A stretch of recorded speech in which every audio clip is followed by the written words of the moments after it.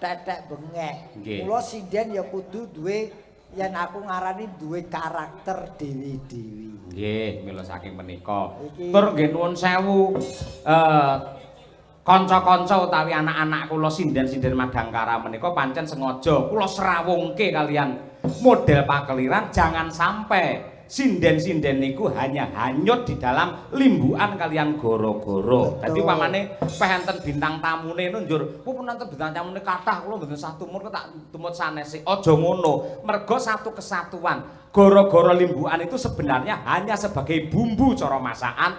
Ning bagaimana kita kekompakan kita mulai kur klenengan nganti tekan tancep kayon. Sing tak arep-arep ngono kuwi. Ingatlah dalam diri seseorang itu punya kelebihan dan kekurangan masing-masing. Nah, leres. Ora perlu wedi, ora perlu minder apa meneh nyingkiri. Iki nggih. buktine dari iki mau ngremone ya apik. Sapa? Dari Kok iso ndari? sapa ki jenenge iki? Okfa. Heeh, Opa kuwi mari jenenge angel aku pokoke wato nyebut ngono wae. Iya. Dadi wong ana ngene lho, wong urip ning donya ki kepinterane dhewe-dhewe keluwihane dhewe-dhewe. Leres. Ibarate wong urip ning donya kuwi kaya wit kae lho Mas. Tegese pripun niku? Wit kae apa panguripan